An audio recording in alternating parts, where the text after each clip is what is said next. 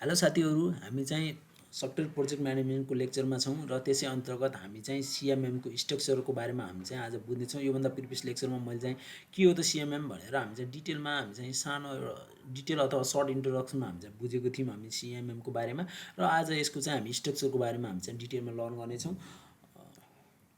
Basically के हुन्छ भनेपछि हाम्रो चाहिँ स्ट्रक्चर अफ सिएमएम भनेको चाहिँ यसमा चाहिँ पाँचवटा कुराहरू चाहिँ पाँचवटा लेभलमा चाहिँ यसले कामहरू गर्छ सिएमएमले। फर्स्ट लेभल चाहिँ यसको चाहिँ मेच्युरिटी लेभलको आधारमा है, मेच्युरिटी लेभल अन्तर्गत पनि पाँचवटा लेभलहरू पर्छ होइन। त्यो लेभलहरूलाई चाहिँ मैले यहाँ राखेको छैन, सिर्फ मैले चाहिँ सर्ट इन्ट्रोडक्सन जस्तो दिएको छु, यसको चाहिँ सर्ट इन्ट्रोडक्सन जस्तो दिएको छु मैले यसमा चाहिँ होइन। 5 level of process maturity where the upper most level is a notational ideal state where the process would be systematically managed and optimized and continuously improvement भन्छ है। मेच्युरिटी लेभलको आधारमा चाहिँ अब यसमा चाहिँ मेच्युरिटीको 5वटा लेभलहरू हुन्छ अनि त्यही अन्तर्गतमा चाहिँ सबभन्दा टपमोस्ट लेयरले चाहिँ के गरिराखेको हुन्छ भनेपछि त्यसलाई चाहिँ नोटेसनल आइडियल स्टेट भन्छौँ हामी चाहिँ अप्पर मोस्ट लेयरलाई होइन। त्यसले चाहिँ के गरिराखेको हुन्छ, प्रोसेस के गर्ने सिस्टमेटिकली म्यानेज गरिराखेको हुन्छ, अप्टिमाइज गरिराखेको हुन्छ र कन्टिन्युसली इम्प्रुभमेन्ट गरिराखेको हुन्छ हाम्रो चाहिँ केमा सोल्युसनहरू अथवा चाहिँ प्रोसेसलाई होइन। त्यो कुराहरूलाई चाहिँ हाम्रो मेच्युरिटीको लेभलको अन्तर्गतमा चाहिँ त्यो कुराहरूलाई चाहिँ मैले यहाँ राखेको छु। अनि त्यसपछि सेकेन्ड वान हाम्रो चाहिँ स्ट्रक्चरको लेभल अनुसार हामी चाहिँ सेकेन्ड वान भनेको चाहिँ की प्रोसेस एरिया भन्छ है। की प्रोसेस एरियाको अन्डरमा चाहिँ मैले के राखेको छु भनेपछि यसले चाहिँ के गर्छ, identify cluster of related activity that when we perform together achieve a set of goals considered important भन्छ है। यसले चाहिँ के गर्छ, क्लस्टरहरू फाइन्ड आउट गर्ने काम गर्छ। हाम्रो चाहिँ जति पनि हामी चाहिँ कुनै पनि कामहरू गरिरहेको हुन्छौँ होइन, कुनै पनि हामीले एक्टिभिटिजहरू गरिरहेको हुन्छौँ, त्यो एक्टिभिटीबाट त्यसले के गर्छ, आइडेन्टिफाई गर्ने काम गर्छ हाम्रो चाहिँ क्लस्टरहरू।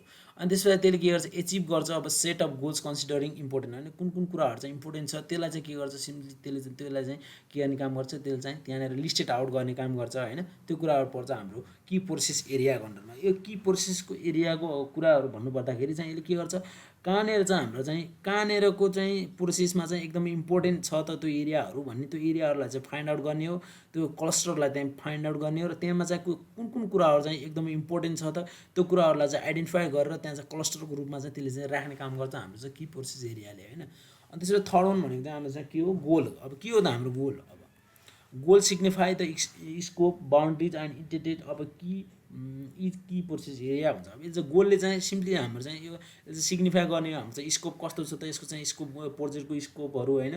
अनि त्यसको बााउन्ड्रिज कहाँसम्म चाहिँ जान सक्छौँ हामी होइन, कतिसम्म चाहिँ जान सक्छौँ होइन, त्यो कुराहरूलाई चाहिँ हामी चाहिँ के भने आइडेन्टिफाई गर्ने कुरा भनेको नै गोल्स हो होइन। यसको चाहिँ स्कोपहरू के छ, यसको चाहिँ बााउन्ड्रिजहरू के छ र यसको चाहिँ intended of key process area नै हाम्रो चाहिँ के हुन्छ, गोलको अन्तर्गतमा आउने गर्छ। अनि त्यस पछाडि एनदर वान चाहिँ हाम्रो चाहिँ कमन फिचर। अब के फिचरहरू हुने त्यहीमा basically commitment to perform, ability to perform, activity perform होइन, major and analysis and verify the implementation होइन। अब चाहिँ कमिटमेन्ट टु परफर्म गर्ने, अब कति के कुराहरू परफर्म गर्ने, एबिलिटीहरू भयो अनि एक्टिभिटिजहरू के गर्ने होइन। अनि त्यस पछाडि त्यसलाई चाहिँ एक्टिभिटिजहरूलाई कसरी मेजर गर्ने, कसरी एनालाइज गर्ने र कसरी त्यो हामीले गरेको इम्प्लिमेन्टेसनलाई भेरिफाई गर्ने भन्ने कुराहरू नै यसो कमन फिचरहरूको अन्तर्गतमा पर्ने गर्दछ। And then another one is हाम्रो चाहिँ की प्र्याक्टिसेस। अब सबै कुराहरू भइसकेपछि हाम्रो चाहिँ फर्स्टमा चाहिँ मेच्युरिटी लेभल भइहाल्यो, त्यस पछाडि की फोकस एरिया भयो, हामीले चाहिँ की फोकस एरिया केमा चाहिँ हामीले फोकस गर्ने होइन। अनि त्यस पछाडि हामी चाहिँ त्यसको गोलहरू के हो त्यो कुराहरू थाहा पाइसकेपछि हामी चाहिँ कमन फिचरहरू के फिचरहरूलाई चाहिँ हामी त्यहाँ राख्ने त भनिसकेपछि अब त्यस पछाडि हाम्रो लास्टमा त हामीले त्यसलाई के गर्ने, प्र्याक्टिसेस गर्ने हो होइन। त्यही कुराहरूमा चाहिँ यहाँ चाहिँ के गरिराखेको छ भनेपछि डिस्क्राइब द इलिमेन्ट्स अफ इन्फ्रास्ट्रक्चर्सहरू होइन। त्यो इन्फ्रास्ट्रक्चर हामीले चाहिँ जस्तो जस्तो बनाउने हो त्यसको चाहिँ हामीले सबै कुराहरू इलिमेन्ट्सहरूलाई चाहिँ हामीले डिस्क्राइब गर्नु पऱ्यो। Practices that contribute most effectively to implement and institutionalization of the area भन्छ होइन। अब त्यही कुरा हो, हामी चाहिँ जति पनि अब चाहिँ हामीले के गर्ने हो, कसरी चाहिँ हामीले त्यसलाई इम्प्लिमेन्ट गर्ने, त्यसको लागि चाहिँ बेस्ट प्र्याक्टिसेसहरू कुन कुन हो त्यो कुराहरू चाहिँ थाहा पाएको हुनु पऱ्यो होइन। इन्स्टिट्युलाइजेसन अफ एरियाहरू भयो, यो कुराहरू चाहिँ हाम्रो थाहा पाएको हुनु पऱ्यो। बेसिकली हाम्रो चाहिँ के रहेछ त, हाम्रो चाहिँ अब सिएमएमको स्ट्रक्चर भनेर चाहिँ हामीलाई क्वेसनहरू आयो भनेपछि सर्ट ब्रिफ इन्स्ट्रक्सन दिने होइन। सिएमएम भनेको चाहिँ अब क्यापेबिलिटी मेजोरिटी मोडल हो होइन। अनि त्यसले चाहिँ के कामहरू गर्छ होइन। अनि त्यस पछाडि अब यसको चाहिँ हाम्रो चाहिँ सिम्पली यसको स्ट्रक्चरहरूमा चाहिँ के पर्छ, यसमा चाहिँ 5वटा फेजेसहरू पर्छ।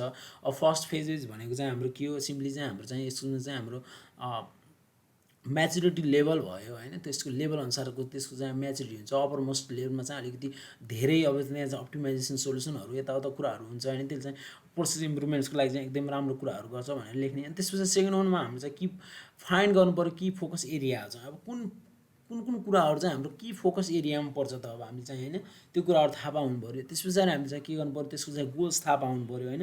गोल्स थाहा पाउने अनि त्यस पछाडि हामी चाहिँ के कुराहरू कमन फिचरहरू के हो त हामीले चाहिँ त्यहाँ इम्प्लिमेन्ट गर्नुपर्ने फिचरहरू के हो होइन, त्यहाँ चाहिँ हामी के पर्फर्म गर्ने हो त्यो कुराहरू थाहा पाउनु पऱ्यो होइन कमन फिचरमा। अनि देन 5th वनमा चाहिँ हाम्रो लास्टमा चाहिँ हामी के गर्नु पऱ्यो, त्यहाँ कि प्र्याक्टिसेस गर्नु पऱ्यो होइन, त्यहाँ चाहिँ इम्प्लिमेन्ट गर्नु पऱ्यो।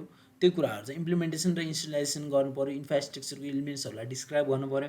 त्यही नै हो हाम्रो चाहिँ स्ट्रक्चर अफ हाम्रो चाहिँ सिएमएम भनेको नै यही नै हो।